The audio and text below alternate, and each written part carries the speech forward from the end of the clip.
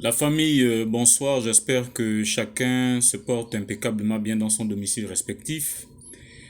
Ici, un des membres de la famille Kapi, Monsieur Mapango, alias Neo Kimi, intervient ce soir parce que je constate que le groupe dort et ce n'est pas du tout normal. Donc, je venais ici tenter d'impulser, n'est-ce pas, dans le cœur de chacun et galvaniser, n'est-ce pas, le moral de chaque membre, malgré les difficultés temporaires et les indisponibilités temporaires que nous vivons au quotidien.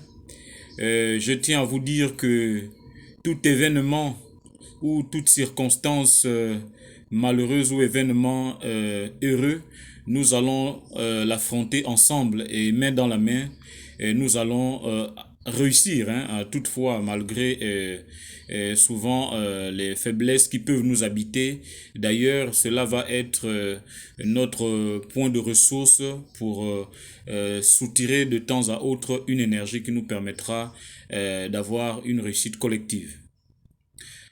Alors, il y a quelques jours, je faisais passer un communiqué en tant que chargé de la communication, puis en tant que membre, où je signifiais qu'il était urgent que la famille voie dans quelle mesure on peut s'entretenir de temps à autre sur les réseaux sociaux. Pour ceux qui sont loin, il est important qu'on se réunisse sur notre plateforme WhatsApp Famille Capi. Ça permet déjà de réduire l'espace et le temps parce que avoir tout le monde au même endroit et au même moment, ça va pas être une tâche facile.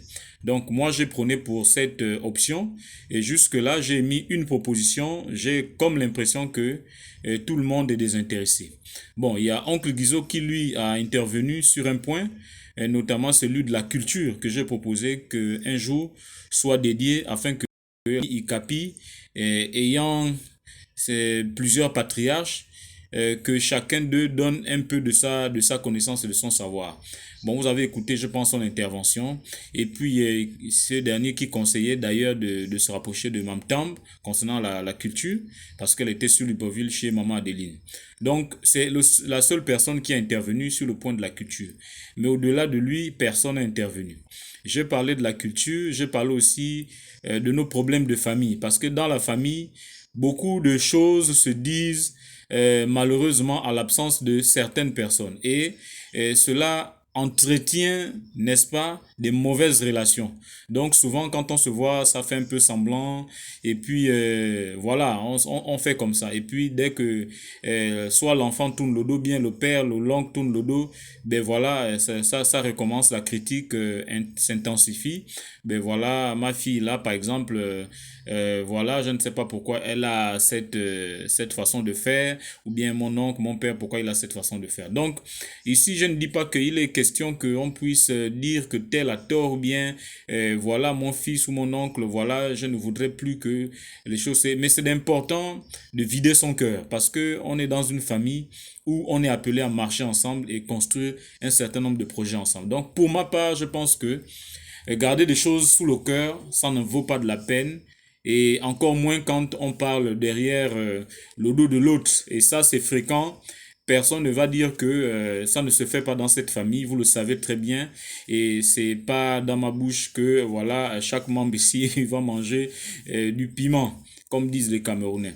Bon, bref, il y a aussi le mariage de tonton Mohamed. Personne ne poste des messages pour donner un peu la progression personnelle, demander de nouvelles, comment ça se passe, et les comités aussi d'organisation qu'on a mis en place. Et je pense qu'à ce niveau-là, ça ne bouge pas. C'est vrai que c'est de l'argent qu'on attend, mais l'argent n'organise pas les choses, hein. Il faut aussi, à un moment donné, la contribution physique, morale de tout le monde. Et de manière individuelle, les choses, je pense, peuvent constituer une réussite collective, comme je l'ai dit au début de mon propos. Et il faut aussi noter que il y a Oncle Mohamed qui disait qu'il devrait faire un voyage sur Port-Gentil. Bon, évidemment, nous allons attendre toutefois certains détails qu'il va nous apporter. J'espère que d'ici là, il sera de retour, je ne sais pas où il sera déjà parti, et il nous apportera un peu certains détails qui vont davantage nous amener à mieux se préparer et à mieux s'organiser et à voir sur quel pied nous allons danser. Bon, sur ce point-là, je ferme la parenthèse. Et le dernier point, c'est celui de l'association Dunungu. L'association Dunungu est une association que chacun ici a accepté que cette dernière-là puisse survivre malgré les emprunts d'argent que nous avons faits. Donc, j'interpelle les personnes qui savent qu'ils ont emprunté de l'argent dans la caisse de manière à ce que cette fin du mois, ils associent déjà dans leur facture le remboursement des sommes empruntées dans la caisse de l'association Dunungu. Donc ça, c'est valable pour tous ceux qui ont emprunté.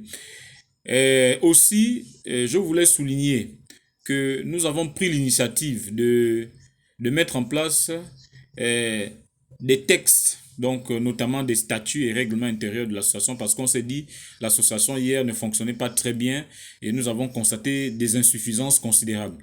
Donc de ce fait, on s'est assis tous et on a dit il fallait écrire des textes pour que notre association puisse bien fonctionner et pour que ces textes-là puissent bien régir les uns et les autres dans cette grande association que moi je vois déjà en vision parce que je sais qu'il y a des choses qui vont se faire. Donc moi je souhaiterais quand même au-delà du fait qu'on va dans les réunions du mariage de Oncle Mohamed où on va se mettre à parler tout et puis je pense que c'est pas très organisé. Je souhaiterais, là je viens encore pour la deuxième fois, solliciter votre temps. On avait déjà commencé une fois avec Tonton Guizot, avec tous les présents ce jour-là sur la plateforme, mais qu'on essaye de continuer à déchiffrer les textes que j'ai proposés avec Paiti concernant les statuts et règlements intérieurs. Parce qu'il faut que nous avancions. Et jusque-là, ça fait quasiment un mois. On n'a plus rien dit sur ça et chacun voilà, va qu'à ses occupations et oublie que l'âme, l'esprit de l'association n'est pas encore constitué. Donc voilà un peu mon intervention de ce soir. Il est quasiment 23 heures, c'est à cette heure-là que j'ai compté intervenir et j'ose espérer qu'au petit matin, chacun va voir mon message et que mes propos soient bien interprétés comme j'ai l'habitude de dire parce que c'est le contenu de mon message qui est important. Là, je n'interviens pas en tant que chargé de la communication, mais en tant que membre. Donc, l'interprétation de mes propos doivent normalement nous amener à tirer l'essentiel du message que j'émets ici là ce soir qui consiste, n'est-ce pas, à organiser notre famille et sur cette base des choses, n'est-ce pas, je sollicite l'intervention de chacun, les propositions de chacun, afin qu'on avance ensemble parce que jusque-là, nous somnolons quelquefois et ce n'est pas bon pendant que d'autres familles avancent, nous traînons le pas. Allez, bonne soirée à tous, on est ensemble et je vous aime en perdre la raison. Passez une bonne soirée, que Tétan Nzambé veille sur vous sous le regard de nos ancêtres.